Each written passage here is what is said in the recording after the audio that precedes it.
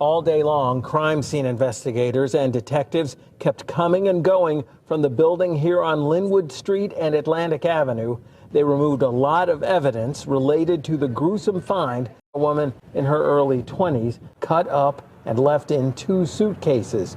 On the brink of a promising future, 22-year-old Deja Johnson was determined to leave her troubled past behind. With her vibrant personality and her love for others, she was a girl with boundless potential. She worked at Macy's and hoped to be a teacher in order to inspire young kids. But as she tried to escape the clutches of an abusive relationship, her aspirations were tragically cut short. On August 21st, 2022, Deja returned home from work and was never seen again. In fact, she was never seen leaving her apartment at all. Deja's friends and family had been desperately trying to reach her for weeks, but her phone had been switched off for a while. Concerned, they requested a welfare check from her building management. Security at Linwood Apartments went to her apartment door, only to be confronted by a man presumed to be her boyfriend. He refused to let them in, but the stench emanating from the apartment was unmistakable. Suspecting foul play, the security guard went downstairs to call police, and as he did, he saw the man and another individual leaving the building with a duffel bag. When the police arrived and opened the door, the gruesome sight before them was straight out of a horror movie. Bloodstains on the floor, in the bathtub, and all over the walls. But that was just the beginning. Inside of the blood-soaked apartment, they find a meat cleaver and 2 suitcases. And inside of those suitcases was the dismembered body of Deja Johnson. When Deja met Justin Williams, they were like any other young couple, inseparable and infatuated with each other. But as time passed, Justin's love turned dark and twisted. He became jealous, possessive, and angry. The arguments became more frequent and violent. Justin was verbally and physically abusive towards Deja. She tried to hide the bruises and scars from her friends and family, but as the abuse escalated, she realized the terrifying truth. Justin was not the person she thought he was. He controlled her every move, isolating her from her friends and family. She felt trapped and helpless, believing she had nowhere to turn.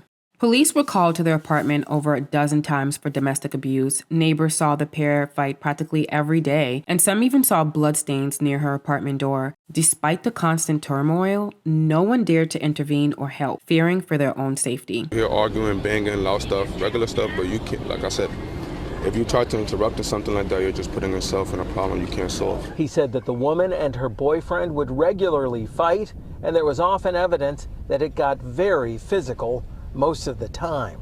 Somebody gets hit very hard in the mouth, right? The blood trail would lead from the door to the elevator. They stood in the elevator, obviously, to the first floor, came back out to the front of the building. The blood trail stops there, and you see them both arguing in front of the building. Despite the warning signs, Deja was blinded by her love for Justin, thinking that he could change and that their relationship could be saved. However, the abuse only continued to escalate, and on one fateful night, Justin's rage reached a boiling point, leading to a deadly outcome. What started as a fairy tale romance had turned into a nightmare. After years of abuse, Deja had made up her mind to take control of her life. She had enough of Justin's abusive behavior and filed a restraining order against him. And for the first time in years, hope radiated from her as she talked about the bright future ahead of her. However, despite her best efforts, Justin's manipulation and deceitful ways drew her right back in. At the time of Deja's disappearance, she was getting help from Housing Plus, a nonprofit group that provides supportive and stable housing to vulnerable women, such as domestic victims, people with criminal histories, and women who suffer from mental health issues.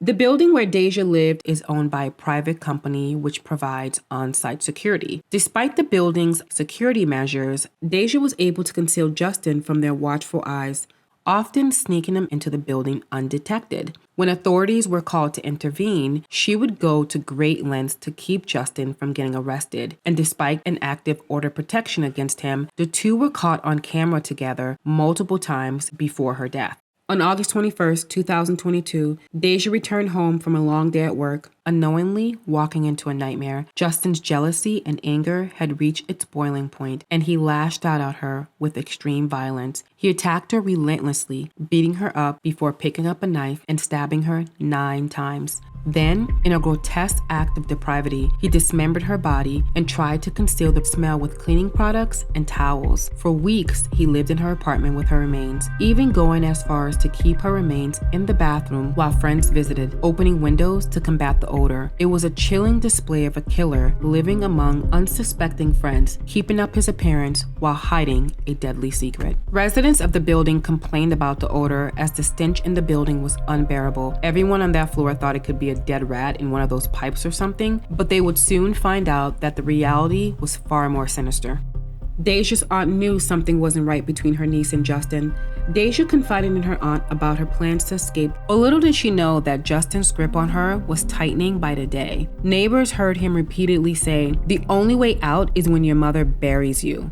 And it was clear that Deja was terrified of him. She would often disappear for weeks at a time. His violent tendencies were clearly escalating, and it was only a matter of time before someone fell victim to his deadly rage. Justin was arrested and indicted on charges of murder and concealment of a human corpse. After a 2-hour interrogation, he admitted to stabbing her and cutting up her body. He also revealed that he had another girlfriend, who was also the mother of his child, who was using Deja's benefit card after her death. She was also arrested and charged with identity theft, welfare fraud, criminal impersonation, and other offenses. Deja's family lashed out at the building staff at Linwood Apartments, blaming them for failing to safeguard Deja's life.